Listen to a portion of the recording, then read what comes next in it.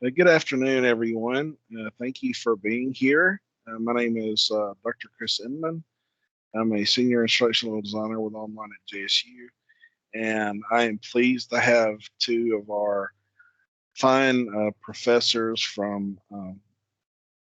nursing with us, Dr. Serena Gramling, Dr. Stacy Mikel, to talk to us today about how to go about creating an inclusive classroom environment.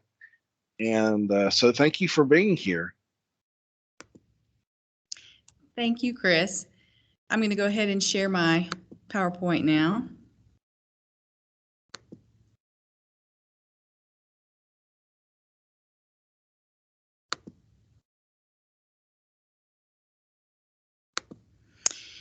Okay, good afternoon, everybody. My colleague, Dr. Stacy Mikel, and I are presenting today on facilitating an inclusive classroom environment. One of my favorite quotes from Nelson Mandela is, if you talk to a man in a language he understands, that goes to his head.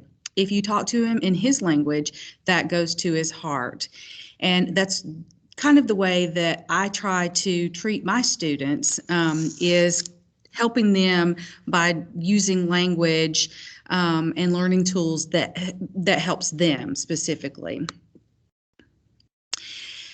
Another one of my favorite sayings is, to make progress, you have to learn to be comfortable being uncomfortable. A lot of times when we bring up things that maybe are hot topics or sensitive issues, people stray away from those because they don't want to be uncomfortable. I'm that person that always brings up that topic, and I'm sure if you ask my boss, they're probably every meeting they're like, please, Serena, don't say anything. But but I'm that person that I try to get comfortable being uncomfortable. So I want you guys to think about this if you were to say something about yourself that you want other people to know, and you can jot it down if you'd like. I am this, but I am not this. And if anyone would like to share, you can put that in the comments. If anyone would like to share what I am this, but I am not that.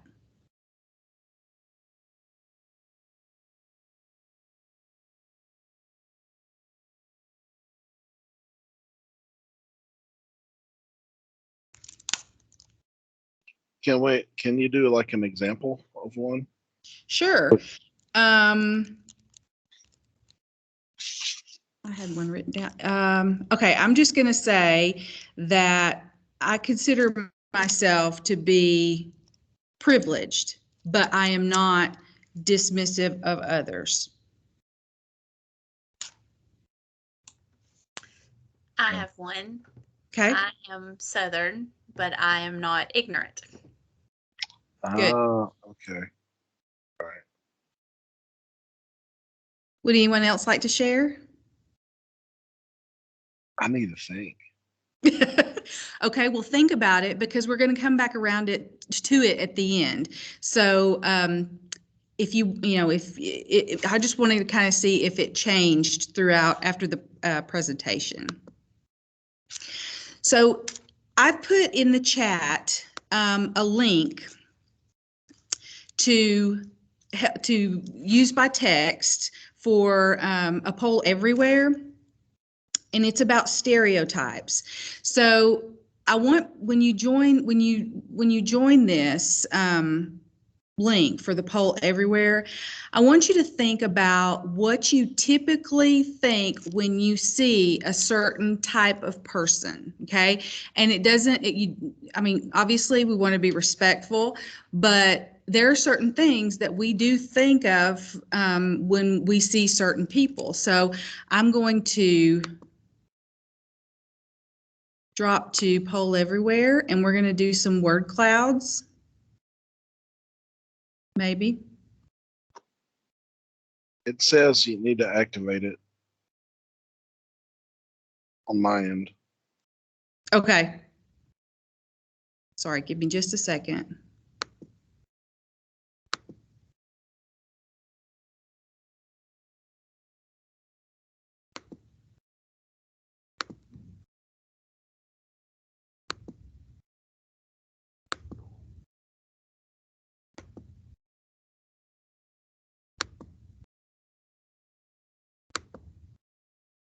All right, can you guys see my poll everywhere?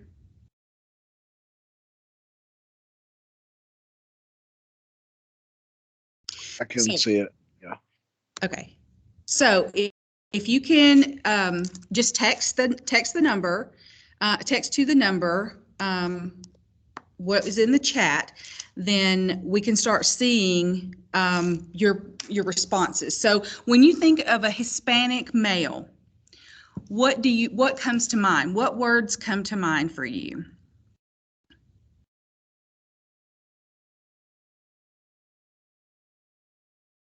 Good, hardworking, pride, yes.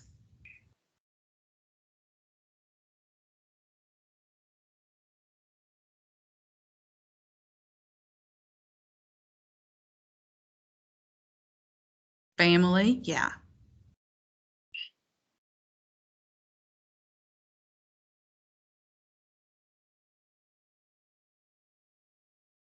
Okay, so we have machismo, yes, absolutely.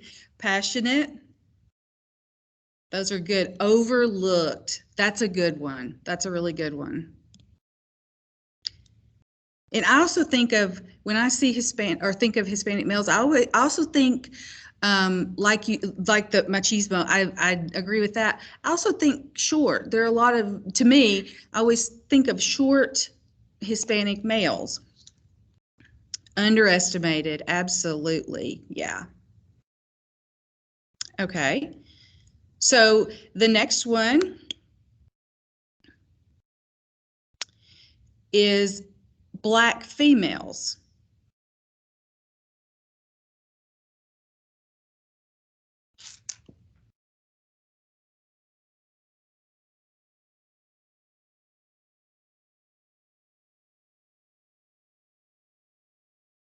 Okay, educated.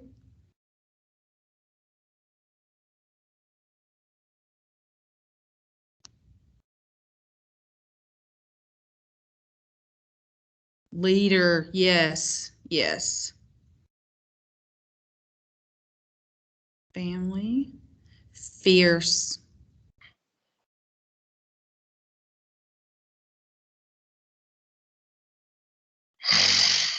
Okay, good.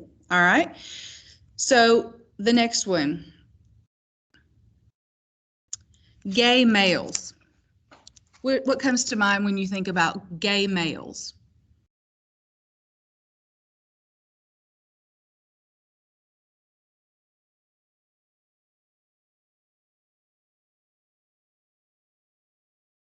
Creative. Community, yeah.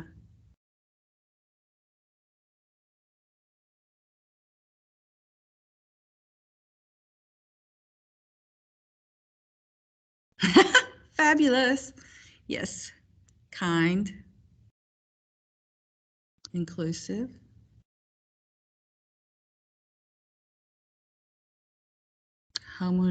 Yes, yes.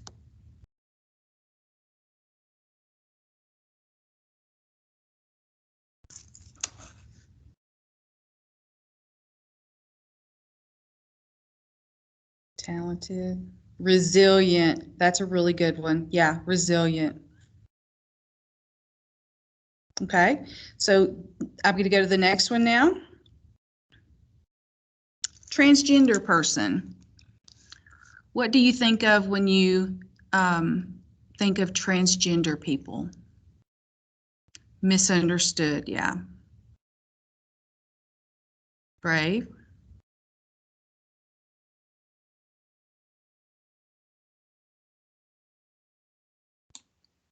In the chat, we have lonely. Oh, yeah. Underprotective, absolutely. Treated, I think that goes with treated poorly, is that right? Honest. Perceptive. Yeah, yeah, it's treated poorly. Yeah.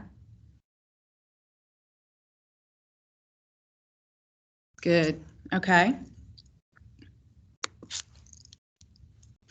What about white males? When you think of a white male, what comes to mind?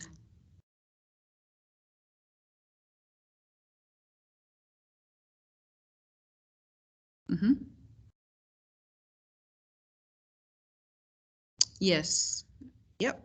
Overrepresented.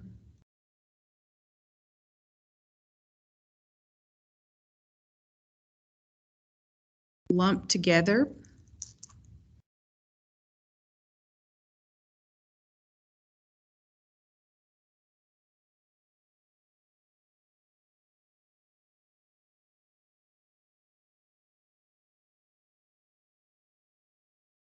I also kind of think of a lot of times white males, and I guess not because we're from JSU, but I think of them being cocky sometimes. Pressure, yeah.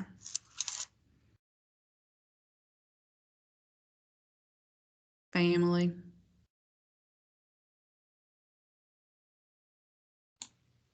We have competitive in the chat as well. Yeah, yeah. Faith, yeah. Okay. Okay, the next one, Asian females.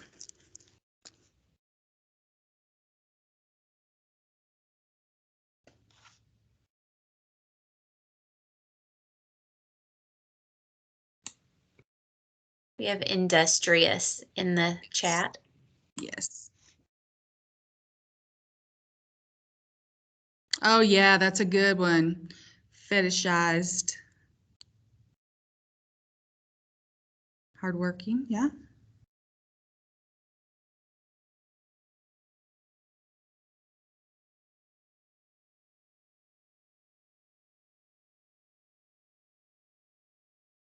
Mistreated, yeah. Someone said polite in the chat.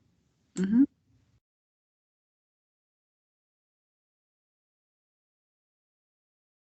Okay, so this whole exercise was to be able to kind of point out that, you know, some of the words that we use to describe people don't necessarily reflect their background. And a good example of this is I had a recent student who had actually, she was of Hispanic origin, and I was saying something about maybe we didn't know about her home conditions. She may be struggling because of, you know, there may be some issues there, and come to find out, they're like, oh no, she's not, her and her sister were adopted by a prominent white family. And so that doesn't mean they're not having problems, but it just means that they probably don't have parents that are undocumented. So that probably is not one of the things that she is struggling with at home. So, you know, I assumed that she might have that issue, but I didn't know. And so that kind of took me aback, and I had to go, wait a minute. Oh, okay. So I need to stop stereotyping. So let me go back to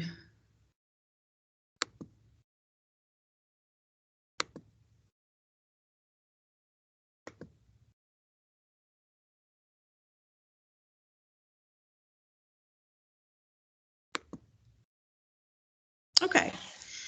So one of the things that that I try to practice is cultural humility, and this is a lifelong process of self-reflection, self-critique, continual assessment of power imbalances, and the development of mutually respectful relationships and partnerships. And the main concept here is that you're open, you're curious, you try not to be arrogant, and you have that genuine desire to understand the cultural identities of others so that you can better communicate with them. So some of the benefits of inclusive teaching. Well, the instructors can connect and engage with a variety of students. They're prepared for those hot moments that may arise when controversial material is discussed. Students connect with course materials that are relevant to them. They feel comfortable in that classroom environment to voice their ideas and questions. And they're more likely to be successful through activities that support their learning modalities, abilities, and backgrounds. There are 7 principles that I've found for classroom instruction and academic success. Equitable. Students with different learning styles should have the same access to content as well as other resources to ensure success. Flexible. The instructor should be able to adapt to materials and activities as needed for student success. Simple and intuitive. The materials chosen need to be easily accessible. Perceptible. The instructor should provide clearly defined course information. A tolerance for error. The instructor should anticipate different learning paces of the student and exercise grace when needed. Low physical effort. The instructor should think ahead of physical demands of work required outside the classroom. And this is particularly for in classroom, not online, but in the classroom, there should be adequate size and space so that all students can access all areas of classrooms and labs. This is one of my favorite pictures because although I do believe equality is needs to happen. It obviously is not as of today in 2021, but I also believe in equity. I think that everyone needs to have all the same things available to them until they don't, until they need something a little more. So if you look at the differences in equality, the boxes are all the same. Equity, each person has what they need to be successful.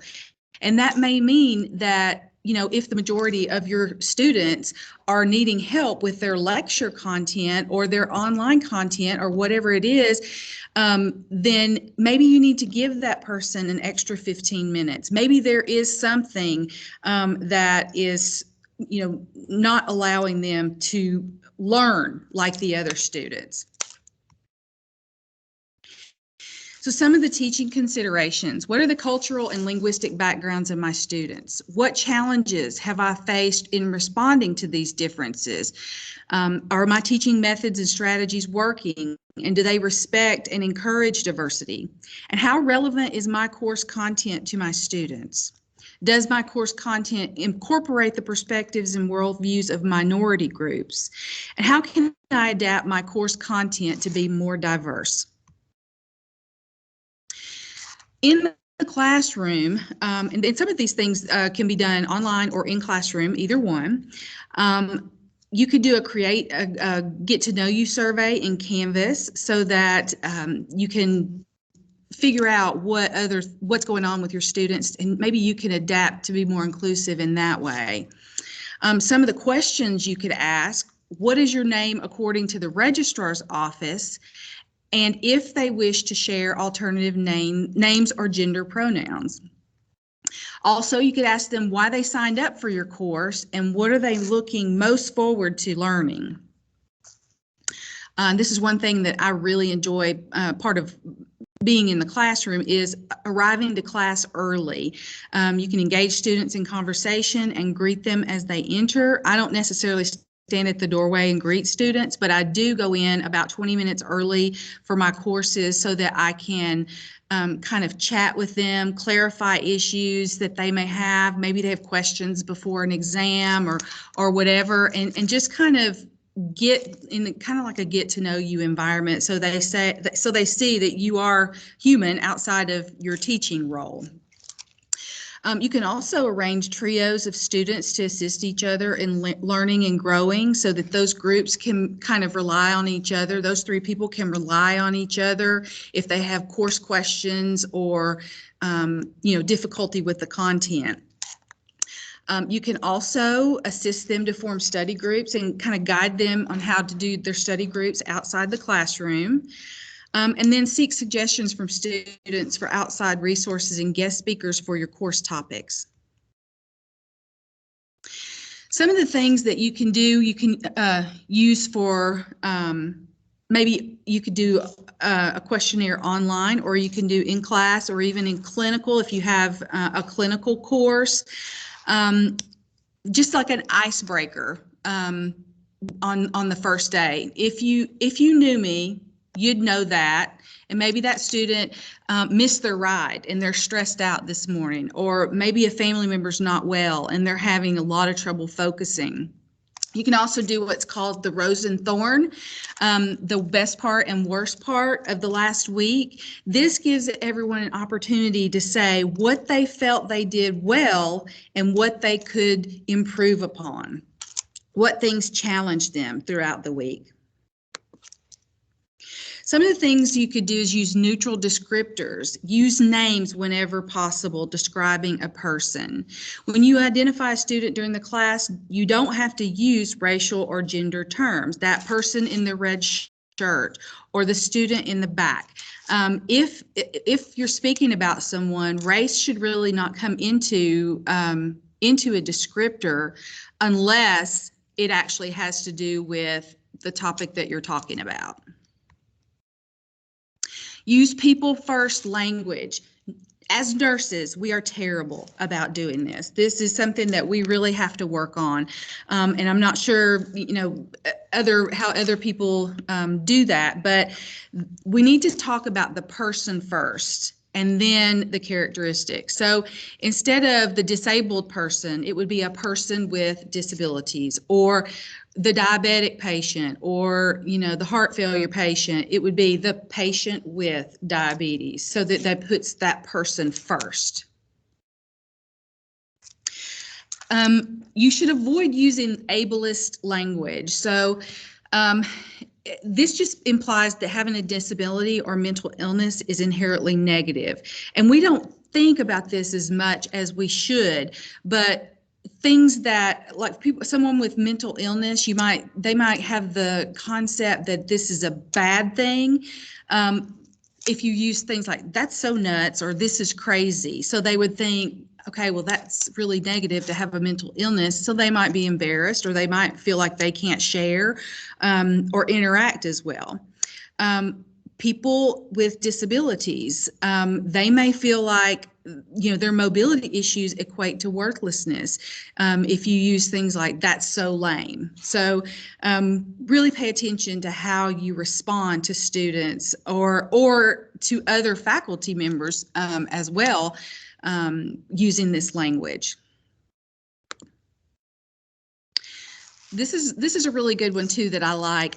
Use resources that reflect diversity. So with one of my courses, I probably would try not to use a young white female dressed in white scrubs, because that's your stereotypical, stock photo. So you would also want to maybe include different genders, sexuality, people of color, and people with disabilities. So you don't always want pictures of doctors being men. You don't always want nurses being women. It might make those other genders, and not just genders, but genders, sexuality, people of color, and people with disabilities, all, if they're studying that particular content, it might make them feel uncomfortable or inadequate. So try to use diverse photos in your lectures.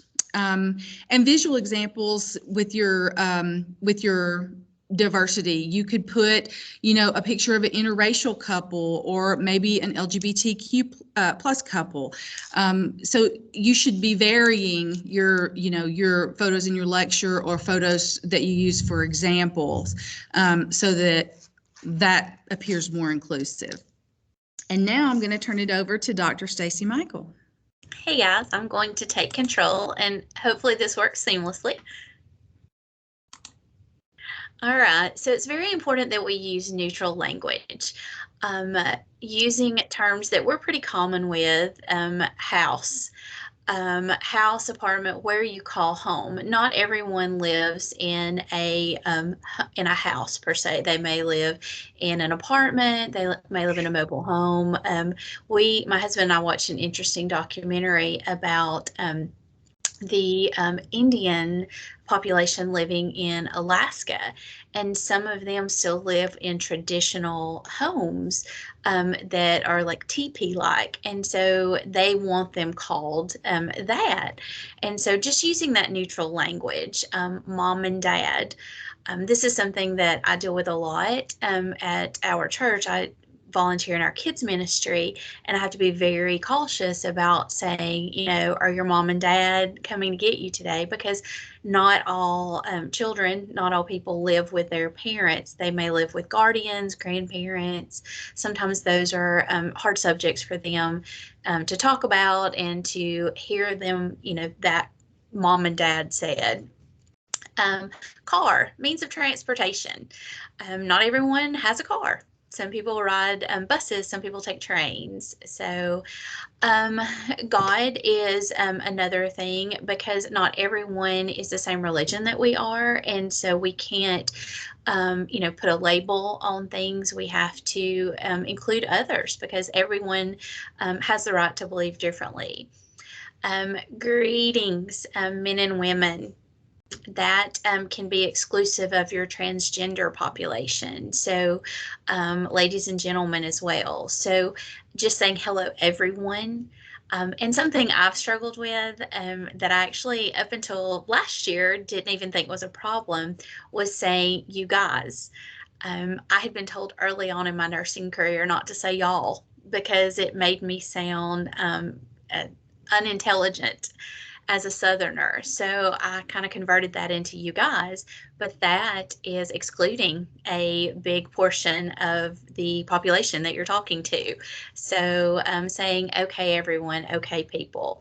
My former teaching partner did a great job of this, and she always said, okay, class. And so I tried to work on that as well.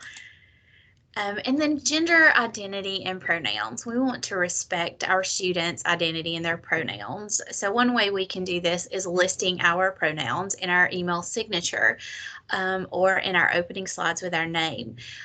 That shows our students that we're open to this, that, you know, we respect you, we encourage you to be who you are, and we're showing that as well. And then, you know, just letting know that our transgender, gender diverse students are safe and accepted. And I think Dr. Gramling does a really good job of making that known to her students. And it's something I'm working on every day, but just letting them know, you know, we're all people regardless of how we identify. And we want to make our students feel accepted regardless of how we identify. This one is really important, is not to assume genders of students. I have a really good story that goes along with this. My older son we had always taught him to say yes ma'am, no sir, yes sir. And it's just ingrained in him, and he made an assumption of a gender of someone when he was out, and it offended the person. And so it was just, you know, very upsetting to him, because he didn't mean anything by it. And so just little things like that, things that are ingrained in us, can cause someone to be uncomfortable. So not assuming the gender.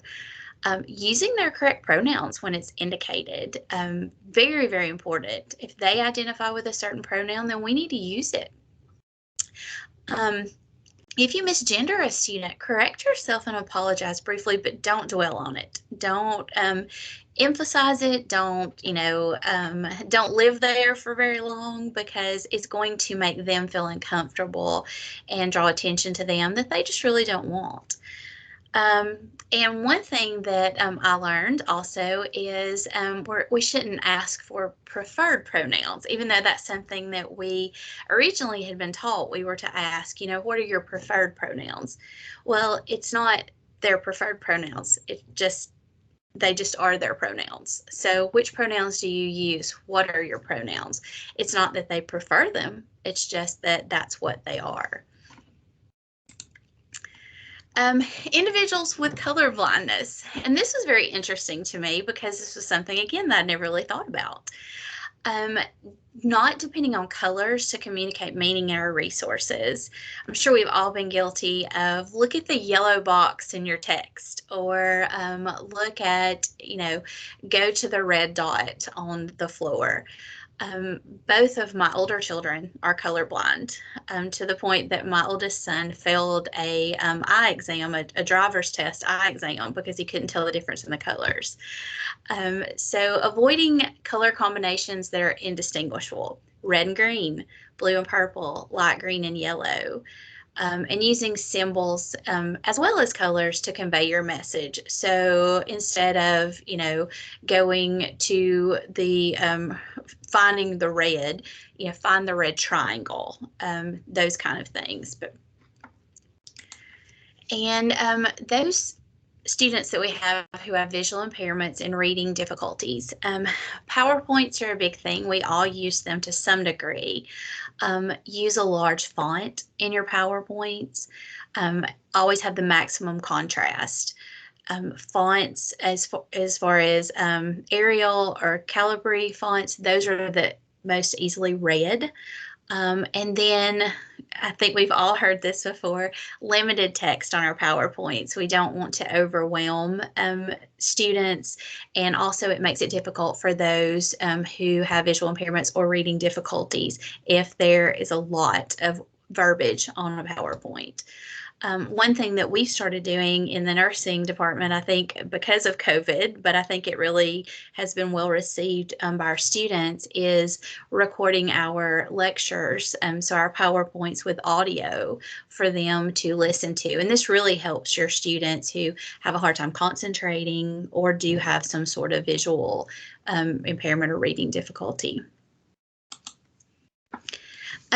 Avoiding culture-specific references, and I fail daily at this, and this is something that I really have to work on. Using slang and metaphors can be confusing to our students, so we always need to make sure that we explain the content. Brand names of products that are specific to certain regions, and I include this because this was something that I had never thought of until it happened.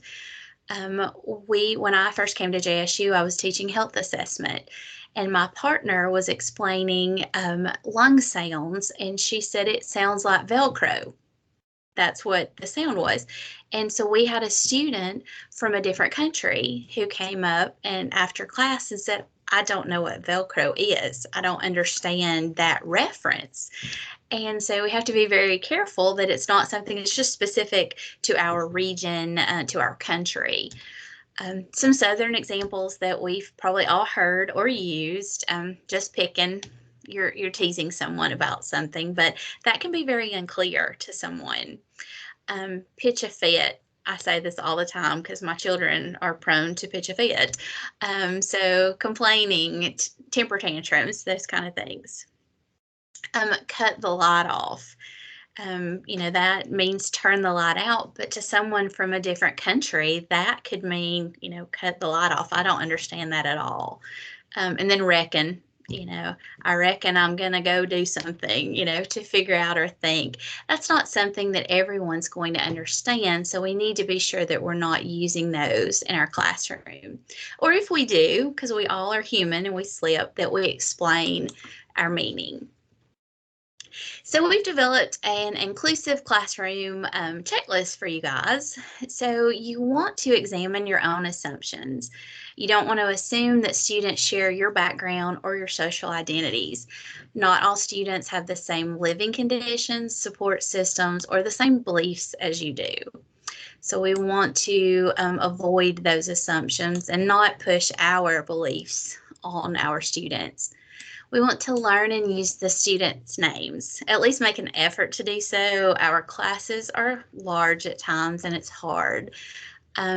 We do a great activity in the nursing department in their first semester.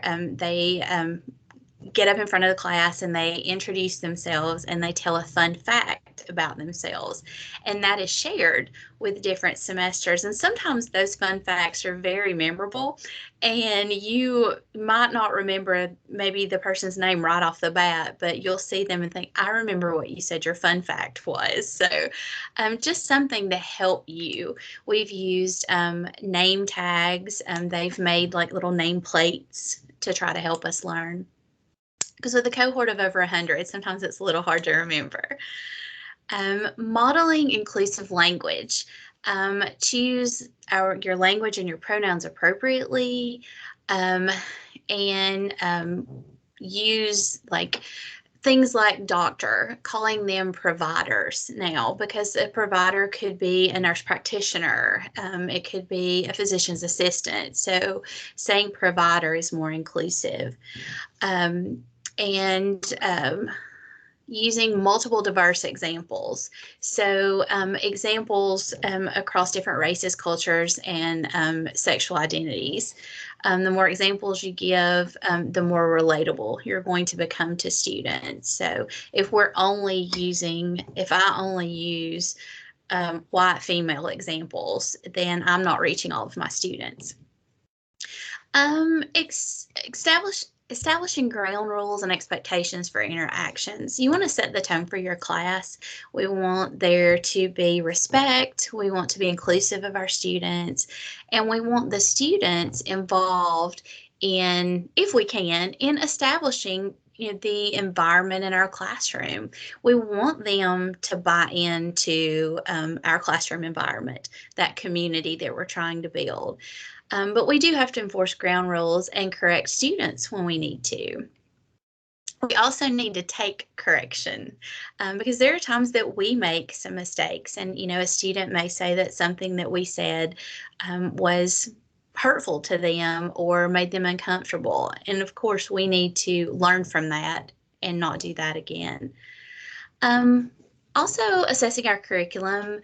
We want to try to not teach from a traditional model. So if everything we're presenting, for example, I teach psychiatric mental health, and if I taught everything from the perception of a traditional family, I would lose a lot of my students, because not everyone comes from a traditional family. And so we want to present things as, single parent households, adoptive children, those kind of things. We always want to be fair. And that goes along with everything. We would be fair to our students. Our students tend to respond better to us when we're fair and consistent. Something else is be mindful of low ability cues. Don't send mixed messages to students. And so an example of this is, sure, I'll be happy to help. I know women usually struggle with this concept. I mean, that's assuming that just because I'm a woman that I can't comprehend. And, we want to not do that. We want to sure, I'll be happy to help. That's all we really have to say. We don't have to say anything else. We want to provide reasonable accommodations for students with disabilities. And then don't ask people to speak for an entire group. Over the years, I've had several students say that they felt like overall that because of their race, their gender, or their sexual orientation, that when a professor talked to them, that they felt like that professor wanted them to speak for everyone that was like them. And just because we're the same race, gender, or sexual orientation doesn't mean that we have the same views. So we shouldn't ask people to do that. So what we'd like for you to do is ask yourself the following questions. How might your own cultural bound assumptions influence your interactions with students? How might the background and experiences of your students influence their motivation, engagement, and learning in your classroom? And how can you modify your course materials, activities, assignments, and/or exams to be more accessible to all students in your class?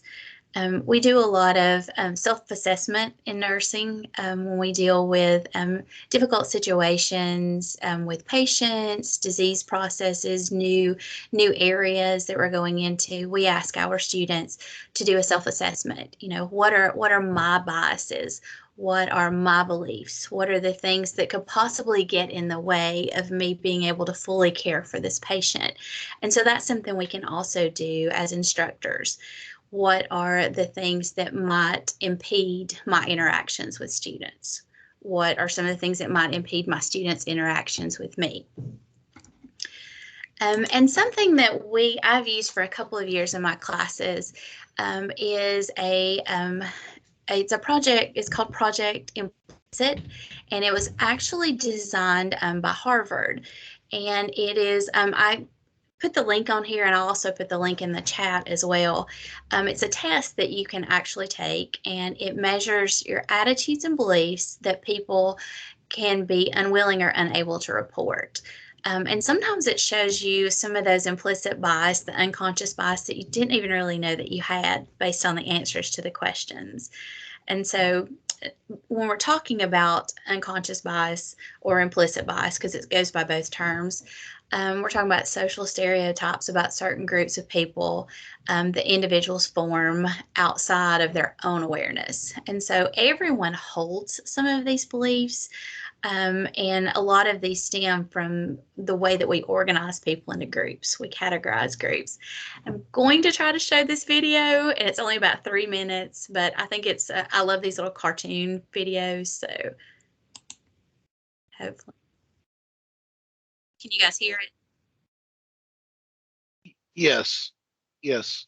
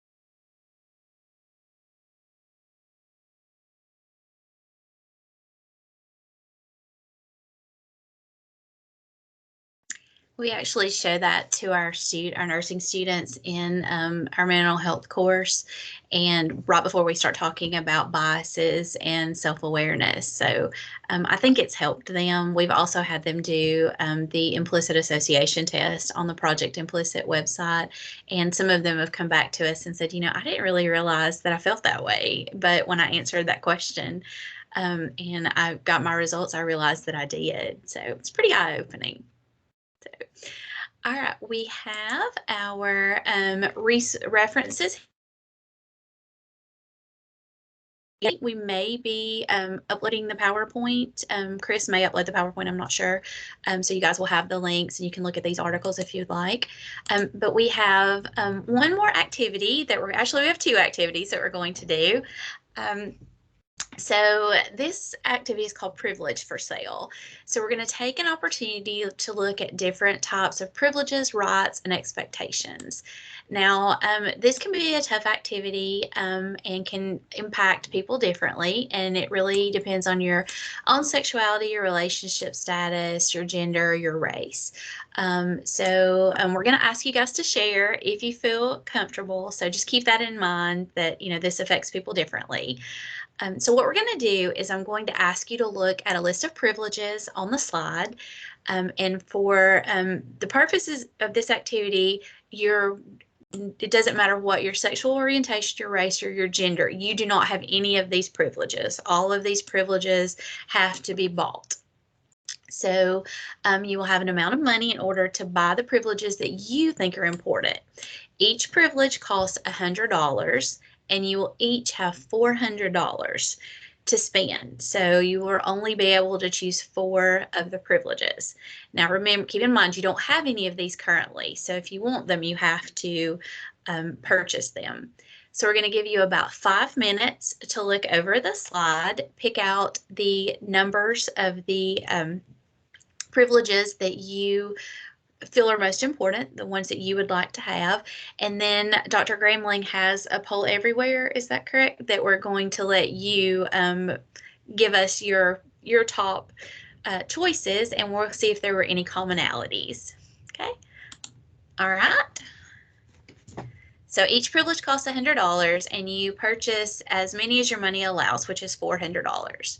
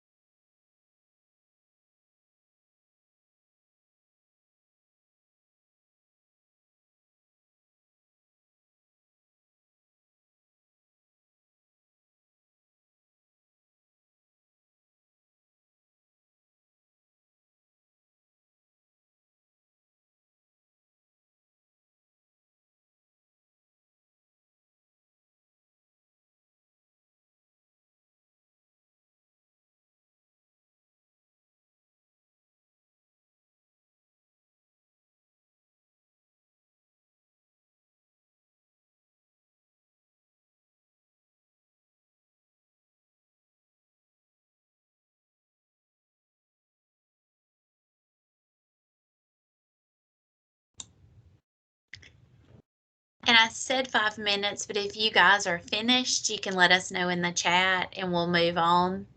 But definitely if you need the full 5 minutes, take it, because like Chris said, this is kind of hard. So.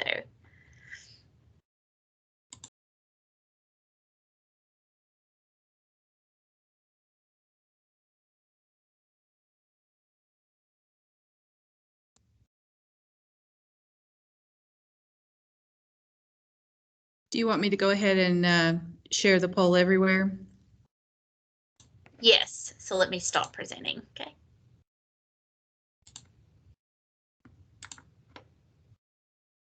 All right, Dr. Gramling is going to share the poll everywhere. And one thing I do want to point out that we both realized, we both during our presentation said you guys. So like I said, we're a work in progress. We both use it. So we definitely need to work on that. So when Dr. Gramling gets the poll everywhere up, if you will just put in your 4, you can actually just put the numbers in there, and we can see what the commonalities were. Will that work, Dr. Gramling?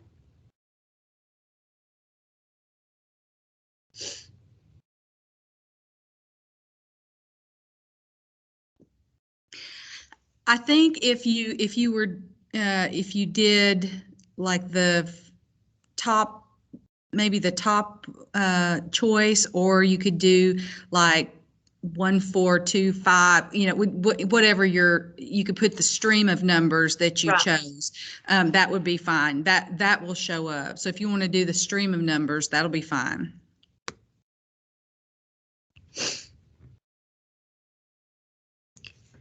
So one of our first ones here is being able to access social services or obtain healthcare services without fear of discrimination or being turned away. That's huge, and that's something that not everyone. It's Allegra's saying you have to activate it. I don't know if they can't see it. Oh, there we go. Maybe that's it. Okay, activate. Okay, there we go. But as far as like the healthcare services and social services, not everyone thinks about that. I mean, for some people, it's just a given that you can obtain those. Being able to obtain child custody, adopt, foster, yeah. 14, being able to choose any career path.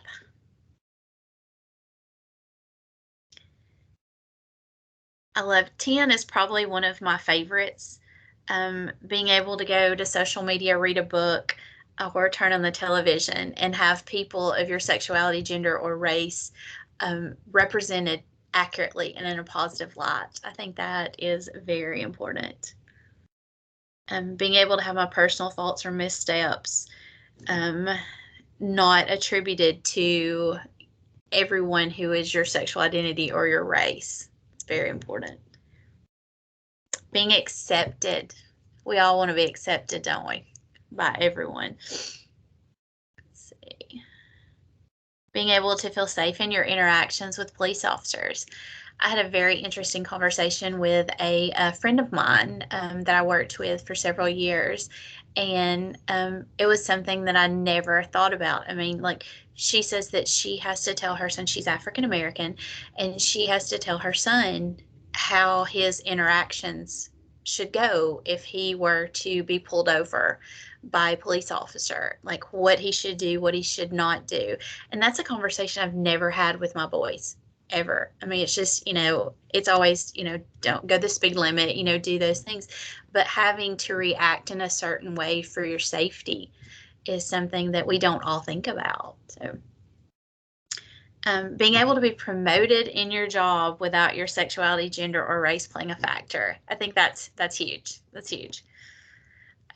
Let's see, did I miss any, Dr. Gramling?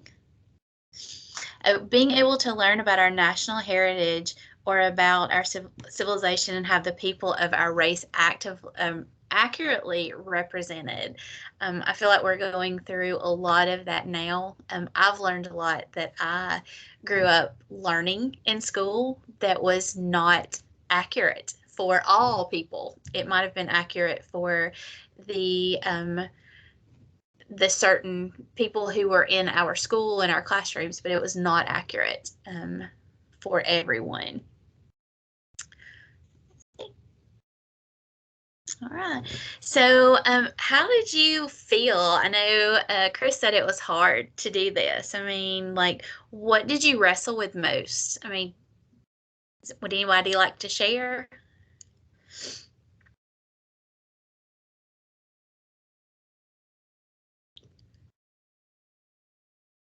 You can share in the chat if you prefer.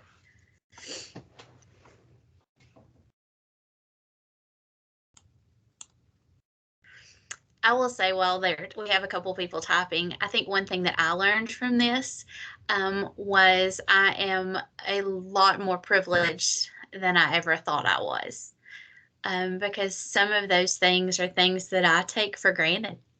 And it breaks my heart to know that there are people who can't. Those are not things that are just given.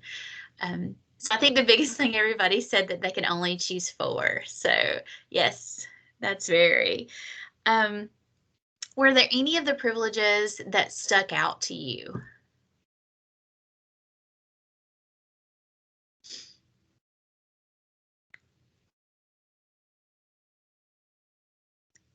Mine was being accepted by your neighbors, colleagues, and religious community, because that's something that I feel is very important, to be accepted. Can we pull them back up? Yes. Dr. Gramling, do you have it accessible where you can pull them back up? Yes, I can do that. Okay. We probably should have done that. I didn't even think about that.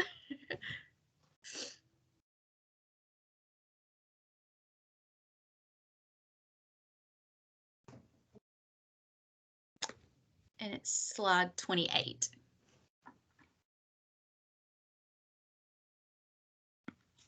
Okay.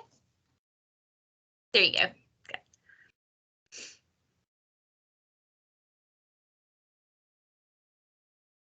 Dr. Gramling, did you have one that stuck out to you?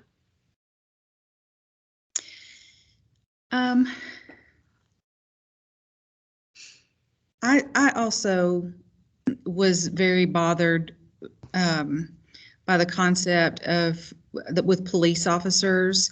I've never had that conversation with my kids either.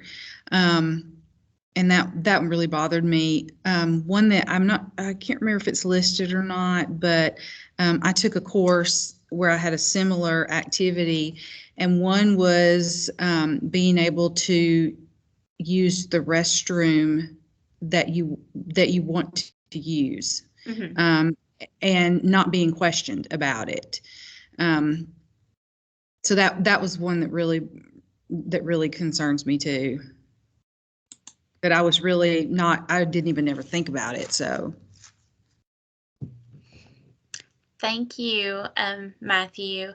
He said it's very hard being a gay male in an interracial relationship because there are double the stigmas that I have to deal with. Even within the gay community, my relationship is looked down upon because it's interracial. So number 9 for me, absolutely. And that's things that we take for granted, that we just don't, that, some of us take for granted. Raising my children without worry about being rejected. Exactly. Yeah, and I'd like to say, if you don't know me, you wouldn't know this, but my daughter is part of the LGBTQ plus community, and it really, as a mama bear, a lot of the things that happen are very difficult for me to not react to. She went to the restroom. She looks more masculine. I always say she looks like a teenage boy because she has, she always likes to wear the backward cap, and she dresses more masculine. And she walked into the bathroom, and I didn't know this. I was sitting at the restaurant table. She walked into the bathroom, and she came back and she said, "Mom, this lady just said, this is the women's restroom." And she said, I said, "What'd you say?" She said, "I said, yes, ma'am, I know." And I went to the restroom, and I was like, "Okay, show me the woman." I was so mad. It was so hard. I was like, "Where's the woman? I want to talk to the woman." And she had left because I was actually going to go just tell her, I wasn't going to be mean, but I was just going to address what happened because I feel like, and she's like, Mom, you don't have to save me all the time. I'm like, I know, but this just erupted just such heavy emotions for that to happen. I think that's where we need to look at, judging people from judging them before we know them. Because we don't know what someone's going through. We don't know, that woman didn't know how that would have affected Emma. That could have been Emma's breaking point. And she, so we always have to be very conscious of what comes out of our mouth and, how we approach situations. And I always tell my students, you don't have to agree with everyone's decisions. You don't have to feel like that's your you don't have to adopt their lifestyle, but you do have to be respectful and you do have to be inclusive. I mean, those are given. So, and I think if more people felt that way and operated that way, I think the world would be a lot better place and we wouldn't have so many of these stigmas and, people feeling like they couldn't live their life the way that they want to and to the fullest. And I mean, that's what we're all supposed to do, is be happy and love one another. So thank you guys so much for sharing. I really appreciate it. I know that these are some sensitive topics and kind of heavy, and I appreciate you sharing with us and being with us and listening to us say you guys when we told you not to. So. One thing I would also like to bring about full circle is the I am this, but I am not this. Does anyone feel like they can share or feel like they might have changed their statement based on what happened today? What happened today? Like that's a major life event. I just missed the presentation. I think for me is I'm privileged, but I'm not going to let that guide my interactions with others. I'm going to work on, I'm prejudiced, but I'm not closed off to learning more about my biases. Ooh, I think Allegra just stole the presentation right there. I'm just going to say. Nailed it. Yeah. I don't think we can top that one. So. Mm-hmm. We have a couple of people typing, so I was like kind of waiting. Oh, goodness. I think one of mine would be, I'm strong, but I'm not invincible. Mm-hmm. Oh, yeah. Definitely. I feel that way definitely right here at midterm. So can only do so much. Well, thank you guys so much. We really appreciate your participation, and I know we went over time a little bit, and we apologize, but we're both talkers. If you've never met us, we're both we like to talk. So.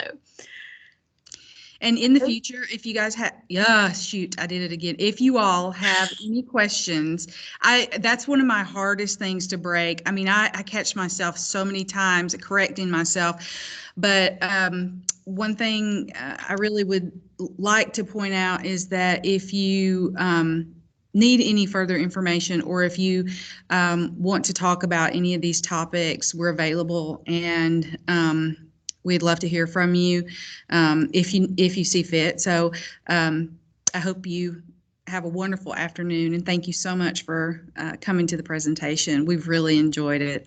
Yes. Thank you, guys. And we're a work in progress, so we know that you guys are too. So that's all good. As long as you recognize it. That's right. Thank you. You're muted. I'm muted, so you can't hear me. I can hear you through the door. I'm behind you. You can't. Can you hear me now? Yeah. Okay, so I just want to say thank you to both of you. This was fantastic. In terms of, you mentioned sharing the PowerPoint. If you send me the PowerPoint, I'll share it.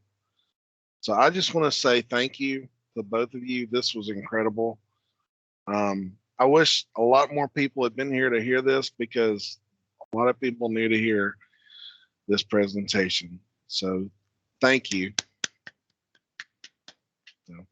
Thank you, Chris, for asking us.